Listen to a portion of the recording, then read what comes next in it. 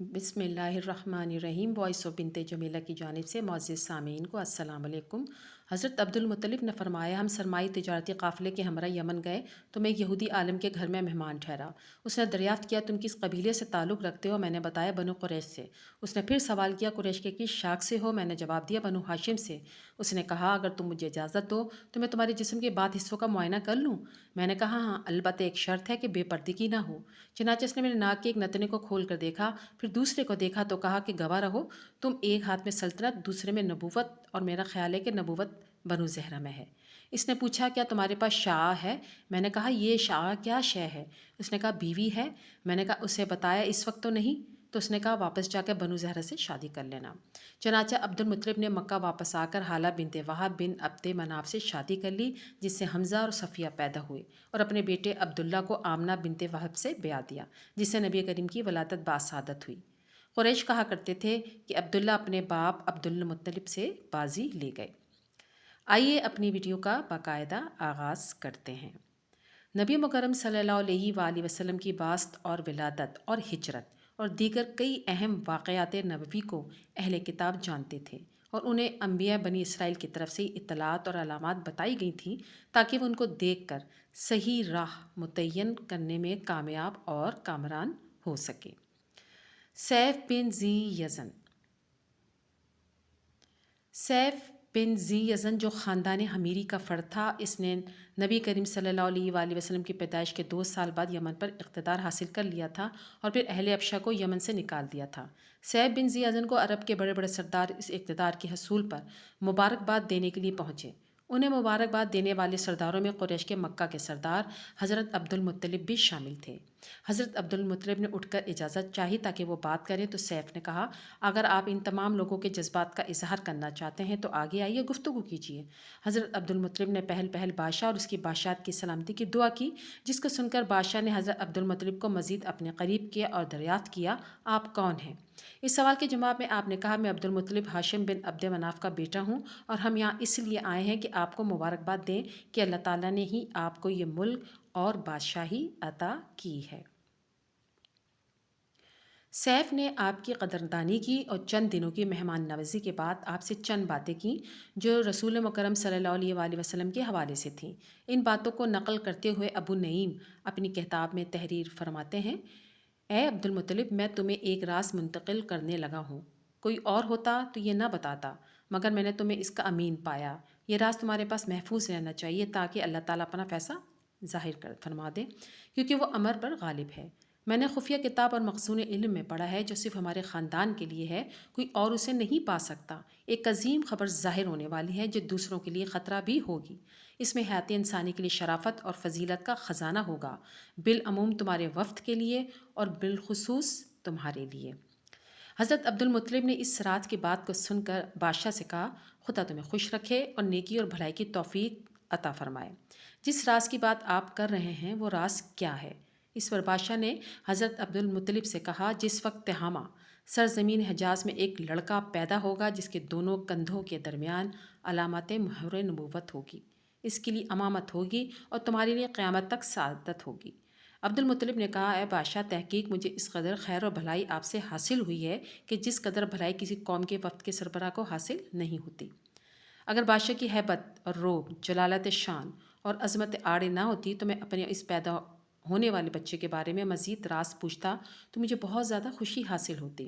बादशाह ने हज़रत अब्दुल मुत्तलिब से कहा, यही इसके पैदा होने का वक्त है। जिस वक्त वो पैदा होगा या पैदा हो भी गया होगा, उसका नाम मोहम्मद होगा। इसके वालिदैन इंतकाल कर जाएंगे, इनकी कफ़ालत इनका दादा और चाचा करेगा। हमने बार बार इसके पैदा होने पर गौर किया है और अल्लाह ताला इसको अलान मबूस फरमाएंगे। हम ही इसके मददगार बनाया जाएगा, उन्हीं के ज़रिए इनके दोस्तों को इज़्ज़त और गलबा अता फरमाएगा और दुश्मनों को ज़िल्लत से दो चार करेगा। उन्हीं के ज़रिए लोगों की इज़्ज़तों का दिफ़ा कराएगा और धरती पर बसने वाली शुरफ़ा को गलबा अता करेगा। वो नबी रहमान की इबादत करेगा। इसी तरह का मज़मून इमाम मावरदी, इमाम स्यूती और उमर इब्न कसीर ने अपनी अपनी कुतुब सैर में नक़ल किया है, जिससे वाज़ेह हो जाता है कि नबी मुकरम की वलादत और बासत की इत्तला अहले किताब को थी और बाद इनमें से खुश नसीब थे जिन्हें इनकी तस्दीक करने और हक़ का इजहार करने की तौफ़ीक नसीब हुई। रसूलुल्लाह सल्लल्लाहु अलैहि वसल्लम की विलादत और उलमाए बनी इसराइल। نبی کریم کی ولادت کی خبر اہل کتاب کو پہلے سے ہی دے دی گئی تھی اور کئی ایک روایات اس موضوع پر شاید اور کافی ہیں۔ ذیل میں حضرت کعب بن احبار سے ایک روایت درج کی جاتی ہے جس میں وہ نبی آخر الزماں کی ولادت سے متعلق سابقہ نبی کے حوالے سے بیان کرتے ہیں۔ اس روایت کو نقل کرتے ہوئے شیخ یوسف نبہانی تحریر فرماتے ہیں کہ حضرت کعب احبار فرماتے ہیں، میں نے تورات میں دیکھا کہ اللہ تعالیٰ نے حضرت موسیٰ کو وہ وقت بھی بتا دیا تھا جس وقت حضور اکرم نے شکم مادر سے اس دنیا میں تشریف لانا تھا۔ حضرت موسیٰ نے اپنی قوم سے فرمایا تھا کہ فلاں مشہور ستارہ جب حرکت کرنے لگے اور اپنی جگہ چھوڑ دے تو وہ حضور کی ولادت کا وقت ہوگا۔ علماء بنی اسرائیل اس بات کو نسل در نسل منتقل کرتے رہے۔ اس روایت سے واضح ہو جاتا ہے کہ بنی اسرائیل کے علماء کو آپ کی ولادت کی خبر واضح طور سے معلوم تھی اور اس چیز کو نسل در نسل منتقل کرتے چلے آ رہے تھے، یہاں تک کہ رسول مکرم کی ولادت اور بعثت ہوئی اور بعد لوگ تصدیق کر کے کامیاب ہو گئے۔ یوسف نامی یہودی اور تصدیق ولادت۔ اس طرح یہودی کے حوالے سے منقول ہے کہ وہ مکہ میں رہتا تھا اور اس انتظار میں وہاں رہائش پذیر تھا کہ عن قریب آخر الزمان نبی کی ولادت ہونے والی ہے۔ چنانچہ اس روایت کو نقل کرتے ہوئے صاحب الاکتفاء تحریر فرماتے ہیں کہ واقدی نے سلیمان بن سہیم سے نقل کیا کہ وہ فرماتے ہیں مکہ میں ایک یہودی تھا جس کا نام یوسف تھا۔ جس وقت رسول اکرم کی ولادت مبارکہ ہوئی تو قریش میں اس خبر کے معلوم ہونے سے پہلے ہی اس نے کہا، اے قریشیو، تمہاری اس وادی میں آج کے دن اس امت کے نبی کی ولادت ہو چکی۔ وہ یہودی یہی معلوم کرنے کے لیے مکے کی گلیوں میں چکر لگا رہا تھا، لیکن اس کو کوئی خبر نہیں ملی، یہاں تک کہ وہ حضرت عبد المطلب کی مجلس تک پہنچ گیا۔ اس نے جب اس کے متعلق سوال کیا تو اسے جواب دیا گیا کہ حضرت عبد المطلب کے پوتے کی ولادت ہوئی ہے۔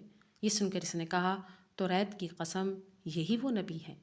اس روایت سے واضح ہوتا ہے کہ احبار یہود کو ولادت بعثت کی اکثر نشانیاں معلوم تھیں۔ یہی وجہ تھی کہ ولادت رسول کی خبر پہننے سے پہلے ہی یہ یہودی ان کے متعلق معلومات کر رہا تھا۔ جس طرح یہودی احبار کو نبی کریم کی ولادت کا علم تھا، اسی طرح وہ ایک دوسرے سے بھی اس چیز کا تذکرہ کرتے رہتے تھے۔ چنانچہ اس حوالے سے مروی ایک روایت کو نقل کرتے ہوئے صاحب الامتاع تحریر فرماتے ہیں، عامر بن ربیعہ نے کہا، میں نے زید بن عمرو بن نفیل کو کہتے سنا، بلا شبہ ہم اولاد اسماعیل میں بنو عبد المطلب میں سے ایک نبی کا انتظار کر رہے ہیں۔ مجھے نہیں لگتا کہ میں انہیں پالوں گا، حالانکہ میں ان پر ایمان لاتا ہوں، ان کی تصدیق کرتا ہوں اور گواہی دیتا ہوں کہ بے شک وہ نبی ہیں۔ اگر تمہاری عمر لمبی ہو، تم نبی کو پالو تو ان سے میرا سلام کہنا، میں تمہیں ان کا حلیہ بتا دیتا ہوں تاکہ تم پر کسی قسم کا ابہام نہ رہے۔ میں نے کہا جلدی بتائیے۔ اس نے کہا، نہ تو وہ لمبے قد کے ہوں گے نہ ہی پست قامت، بلکہ میانہ قد کے ہوں گے، نہ ہی زیادہ بال والے ہوں گے نہ ہی کم بال والے، ان کی آنکھوں سے سرخی کبھی جدا نہیں ہوگی، مہر نبوت ان کے کاندھوں کے درمیان ہوگی، ان کا نام سیدنا احمد ہوگا۔ اس روایت سے بخوبی واضح ہو جاتا ہے کہ علماء یہود اور نصارہ نبی آخر زمان کی ولادت اور بعثت کی علامت کو جانتے اور آپس میں ایک دوسرے کو ان سے آگاہ کیا کرتے تھے تاکہ اس نبی آخر زمان کی تصدیق کر کے کامیابی سے ہمکنار ہو جائیں، لیکن ایسا بہت کم افراد کرتے تھے، تبھی اکثریت نبی کریم کا زمانہ بعثت پانے کے باوجود آپ پر ایمان نہیں لائی اور انکار کر کے نقصان کا شکار ہو گئی۔ عسقلانی حمیری کی بشارت۔ حضرت عبد الرحمن بن عوف جب مکہ ملک یمن جاتے تو وہاں کسی عسقلان نامی بزرگ کے یہاں ٹھہرتے تھے۔ وہ بوڑھا ہر دفعہ آپس میں چند سوالات کیا کرتا تھا۔ چنانچہ ابن عساکر کی اپنی سند سے حضرت عبد الرحمن بن عوف سے اس روایت کو نقل کرتے ہوئے تحریر فرماتے ہیں، میں نے نبی کریم کی بعثت سے قبل یمن گیا ہوا تھا اور عسقلان بن عواکن حمیری کے ہاں ٹھہرا، جو انتہائی بوڑھے ہو چکے تھے۔ ان کی عمر کافی زیادہ ہو گئی تھی، یہاں تک کہ وہ پرندے کے چھوٹے بچے کی طرح ہو گئے تھے۔ جب بھی میں یمن میں ان کا مہمان بنتا تو وہ مجھ سے مکہ، کعبہ اور آب زمزم کے بارے میں پوچھتے اور کہتے، کیا تم میں سے کسی ایسے شخص کا ظہور ہوا جس کے متعلق خبریں مشہور ہیں؟ کیا تم میں سے کسی نے تمہارے دین کی مخالفت کی؟ تو میں کہتا نہیں۔ پھر انہیں قریش اور اشرافیہ کی نشاندہی کرتا، یہاں تک کہ یمن جانے کا موقع آیا، جس کے بعد میں رسول اللہ کی بعثت ہوئی تو میں نے اس بزرگ سے آنے کا وعدہ پورا کیا تو وہ اس وقت انتہائی کمزور ہو چکے تھے۔ میں نے اس کے ہاں قیام کیا، اس نے اپنے بیٹوں اور پوتوں کو اکٹھا کر کے انہیں میرے متعلق آگاہ کیا، پھر اس کی آنکھیں بوجھل ہوئیں تو وہ وہیں ٹیک لگا کر بیٹھ گیا اور مجھ سے کہا، اے قریشی بھائی، ذرا اپنا نسب تو بیان کرو۔ تو میں نے کہا، میں عبد الرحمن بن عوف بن عبد مناف بن حارث بن زہرہ ہوں۔ تو اس نے کہا، بس کافی ہے۔ اے میرے زہری بھائی، کیا تم ایک بشارت نہ دوں جو تمہارے لیے تجارت سے بہتر ہے؟ میں نے کہا، ہاں بتائیے۔ تو اس نے کہا، میں تمہیں عجیب و غریب خوشخبری دیتا ہوں کہ اللہ تعالیٰ نے پہلے مہینے میں تمہاری قوم میں سے ایک نبی مبعوث کر کے اسے صفی بنایا ہے۔ اس پر کتاب نازل فرمائی ہے اور اس کے لیے ثواب ٹھہرا دیا ہے۔ وہ بت پرستی سے روکتا ہے، اسلام کی دعوت دیتا ہے، حق کو حکم دیتا ہے، خود اس پر عمل پیرا ہے، وہ باطل سے روک کر اس کی بے غنی کرتا ہے۔ یعنی نبی مکرم کی آمد کی اطلاع، آپ کی ولادت کی علامات اہل کتاب جانتے تھے، اور ہر ایک چیز جو اس لحاظ سے نبی کریم اس کی خبر نہ جاننے والوں کو دیا کرتے تھے۔ قبیلہ ازد کے ایک بزرگ کی گواہی۔ حضرت عبداللہ بن مسعود نے اسی طرح ایک اور واقعہ حضرت ابو بکر صدیق سے بھی روایت کیا ہے، جس کو نقل کرتے ہوئے شیخ یوسف نبھانی تحریر فرماتے ہیں، حضرت صدیق اکبر نے فرمایا، میں نبی کریم کی بعثت سے قبل تجارت کی غرض سے یمن گیا، جہاں ایک ازدی بزرگ رہتے تھے۔ وہ ازدی بزرگ کتاب کا قاری اور زبردست عالم تھا اور 96 سال کا ہو چکا تھا۔ مجھے غور سے دیکھنے کے بعد کہا، میرا خیال ہے کہ تم حرم سے تعلق رکھتے ہو۔ میں نے جواب دیا، ہاں، میں تمیم بن مرہ کے قبیلے سے ہوں، یعنی میں عبداللہ بن عثمان بن عامر بن عمرو بن کعب بن سعید بن تیم بن مرہ ہوں۔ اس نے کہا، اب تم میں سے صرف ایک نشانی باقی رہ گئی ہے۔ میں نے پوچھا، وہ کون سی؟ اس نے کہا، ذرا اپنے شکم سے کپڑا اٹھائیے۔ میں نے جواب دیا، میں اس وقت ایسا نہیں کروں گا جب تک آپ مجھے اس کی وجہ نہ بتائیں۔ تو اس نے وضاحت کی، میں صحیح سچے علم یہ پاتا ہوں کہ ایک نبی حرم میں مبعوث ہوگا، جس کے فریضہ نبوت میں ایک نوجوان اور ایک ادھیڑ عمر آدمی اعانت کرے گا۔ نوجوان مارکا آرائیوں میں گھسنے والا، پیچیدگیوں کو کھولنے والا ہوگا، اور کہنا سال آدمی گورا، نحیف اور نزار ہوگا، جس کے شکم پر تل اور بائیں ران پر ایک نشانی ہے۔ تمہارے لیے اس میں کوئی حرج نہیں کہ تم مجھے وہ پوشیدہ نشانی دکھا دو۔ حضرت ابو بکر صدیق فرماتے ہیں، میں نے اپنے شکم سے کپڑا اٹھایا تو اس نے ناف کے اوپر سیاہ تل دیکھا اور کہا، رب کعبہ کی قسم، وہ ادھیڑ عمر آدمی تم ہی ہو۔ پھر میں نے یمن میں اپنے بقیہ کام مکمل کیے اور واپس اسی شیخ کے پاس آئے جس کو چھوڑ کر گیا تھا۔ پھر اس نے کہا، کیا تم میرے چند اشعار اس نبی مکرم کے پاس لے جاؤ گے؟ میں نے کہا، جی بالکل۔ اس نے ایسے اشعار کہے تھے جس میں ہے کہ وہ بزرگ کاہنوں کا ہم نشین رہا ہے، اور سبھی نے اس نبی مکرم کے مکہ میں ظہور کی اور اس کے بتوں کو توڑنے کی خبر دی۔ اس کی بھی کہ وہ نبی لوگوں کو خفیہ اور اعلانیہ طور پر بحق میں خداوندی اپنے اتباع کی طرف دعوت دے گا۔ حضرت ابو بکر صدیق فرماتے ہیں کہ میں نے اس کی وصیت اور اس کے اشعار یاد کر لیے اور مکہ واپس آ گیا۔ میں نے نبی مکرم کا دروازہ کھٹکھٹایا تو آپ باہر تشریف لے آئے۔ میں نے کہا، اے سیدنا محمد صلی اللہ علیہ وآلہ وسلم، آپ اپنی قوم کی مجلس میں غیر حاضر تھے کہ وہ آپ پر تہمت لگا رہے ہیں کہ آپ نے اپنا آبائی دین ترک کر دیا ہے۔ آپ نے ارشاد فرمایا، اے ابو بکر، بلا شبہ میں اللہ تعالیٰ کا پیغمبر ہوں تمہاری طرف اور پوری انسانیت کی طرف، تو تم اللہ تعالیٰ پر ایمان لے آؤ۔ یوں حضرت ابو بکر نبی مکرم پر ایمان لے آئے۔ اس روایت سے واضح ہوتا ہے کہ نبی کریم کی علامات تو ماقبل کتب و صحفہ میں موجود تھیں، لیکن اس کے ساتھ ساتھ نبی مکرم کی بات قریب اور سابق اصحاب کی بھی نشانیاں مذکور تھیں، جیسے کہ قرآن مجید میں اس کو بیان بھی فرمایا گیا، جس سے واضح ہو جاتا ہے کہ نبی کریم ہی وہ آخری نبی اور رسول ہیں جن کا انتظار کیا جا رہا تھا۔ یہودی عالم کی تصدیق۔ اسی طرح ایک اور روایت جو حضرت عباس سے مروی ہے، اس میں بھی اسی طرح کا ایک اور واقعہ مذکور ہے کہ ایک یہودی عالم نے حضرت عبد المطلب سے ملاقات کے دوران آپ کے متعلق چند سوالات دریافت کیے اور کسی نشانی کو دیکھنا چاہا۔ چنانچہ شیخ یوسف بن اسماعیل نبہانی ان کو نقل کرتے ہوئے تحریر فرماتے ہیں، حضرت عبد المطلب نے فرمایا، ہم سرمائی تجارتی قافلے کے ہمراہ یمن گئے تو میں ایک یہودی عالم کے گھر مہمان ٹھہرا۔ اس نے دریافت کیا، تم کس قبیلے سے تعلق رکھتے ہو؟ میں نے بتایا، بنو قریش سے۔ اس نے پھر سوال کیا، قریش کی کس شاخ سے ہو؟ میں نے جواب دیا، بنو ہاشم سے۔ اس نے کہا، اگر تم مجھے اجازت دو تو میں تمہارے جسم کے بعد حصوں کا معائنہ کر لوں؟ میں نے کہا، ہاں، البتہ ایک شرط ہے کہ بے پردگی نہ ہو۔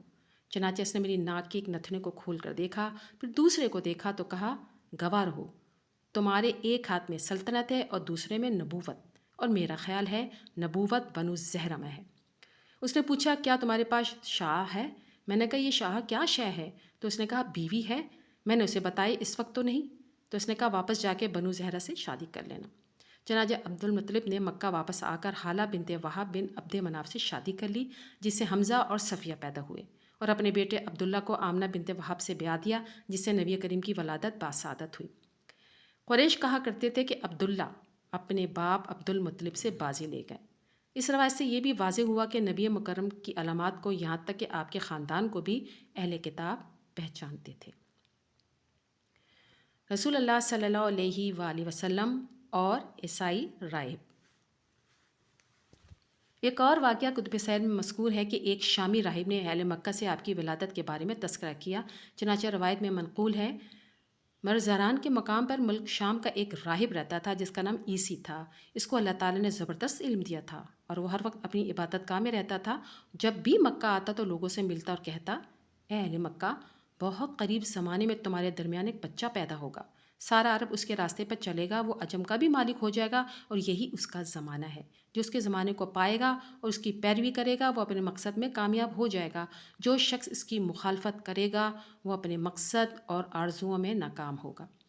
چنانچہ مکہ میں اس زمانے میں جو بھی بچہ پیدا ہوتا وہ اس کے بارے میں تحقیق کرتا اور کہتا کہ ابھی وہ بچہ پیدا نہیں ہوا۔ آخر وہ صبح ہوئی، یعنی وہ وقت آیا جس میں آپ کی ولادت ہوئی۔ تو عبد المطلب اپنے گھر سے نکلے اور عیس کے پاس آئے اور عیس نے پوچھا، کون ہے؟ انہوں نے کہا، میں عبد المطلب ہوں۔ پھر انہوں نے اس راہب سے پوچھا کہ اس بچے کے بارے میں کیا کہتے ہو؟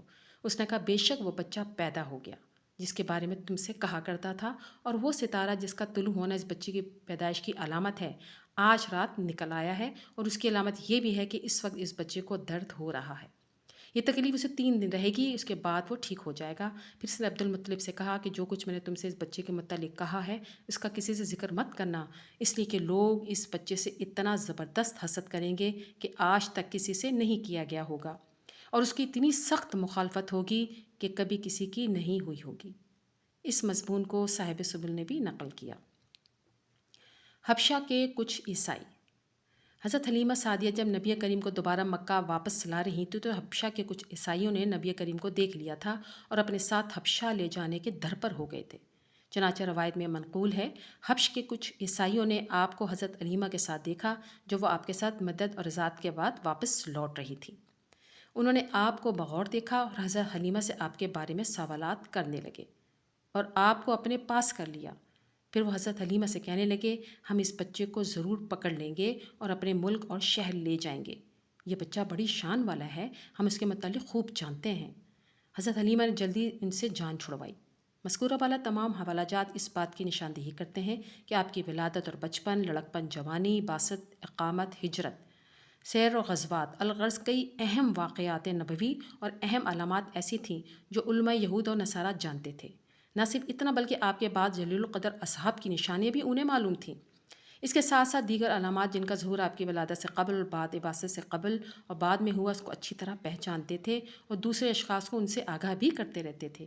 لیکن سب کے باوجود ان اہل کتاب میں سے بعد ہی وہ خوش نصیب افراد تھے جو مشرف باسلام ہوئے، جیسے عبداللہ بن سلام، کعب بن احبار وغیرہ، اور دیگر اکثریت نے بغض اور عناد کی بنیاد پر آپ کا نہ صرف انکار کیا بلکہ آپ کی مخالفت بھی کی اور اب بھی مخالفت کے در پہ ہیں، لیکن بحکم الہی ان تمام تر کوششوں کے باوجود دین محمدی غالب ہوتا رہا اور آپ کی تعلیمات پھیلتی رہیں، یہاں تک کہ آج روئے زمین کا کوئی گوشہ ایسا نہیں جہاں آپ کی تباہ کرنے والے موجود نہ ہوں۔ تمام دوستوں سے گزارش ہے کہ ایک مرتبہ درود ابراہیمی ضرور پڑھ دیجیے۔ جزاک اللہ خیر۔ ویڈیو اچھی لگے تو لائک کیجیے اور ثواب کی نیت سے اپنے دوستوں کو شیئر ضرور کیجیے۔